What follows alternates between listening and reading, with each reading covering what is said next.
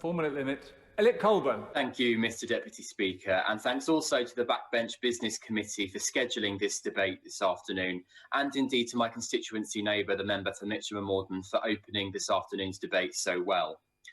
As chair of the APPG for Tamils, and indeed as the largest ethnic minority group in Carshalton and Wallington is Tamil, I'm especially pleased to be speaking in this afternoon's debate to urge the government to do all it can to secure peace and accountability in Sri Lanka.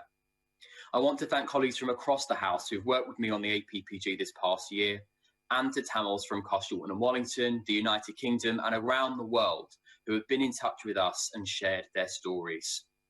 In the short time I've got available to me, which isn't nearly enough to cover everything, I will try to get straight to the point. 6 years ago, it was the UK government who paved the way in addressing human rights abuses in Sri Lanka and successfully pushed for UN resolutions to pursue accountability and reconciliation on the island. UN resolutions that the then Sri Lankan government signed up to. However, sadly, since that time, Sri Lanka have withdrawn their support for these resolutions, and the evidence collected by the APPG from the many evidence sessions we've had this past year have painted a very worrying story of the picture on the ground.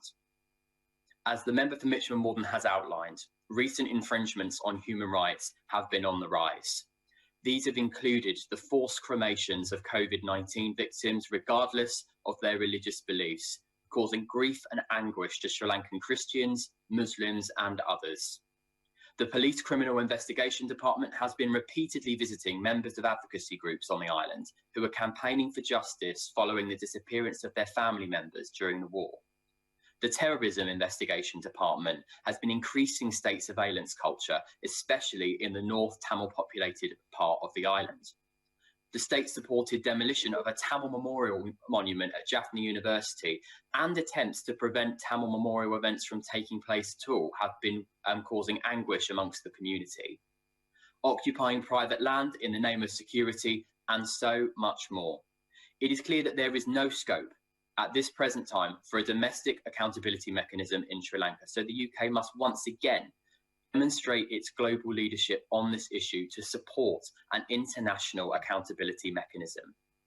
The initial zero draft resolution published by the UK in February and presented to the UNHRC fell well short of providing the action that was needed.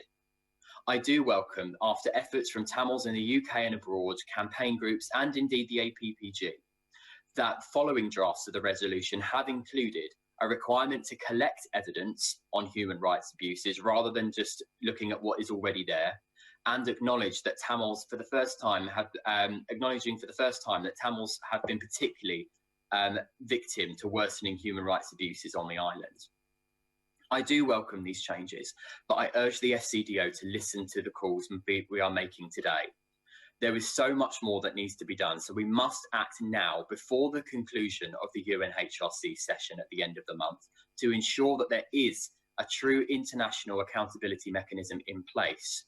Only then can we hope to bring about truth, justice, reconciliation and accountability for all in Sri Lanka, as well as the Tamil diaspora, not just in Carshalton and Wallington, but across the world.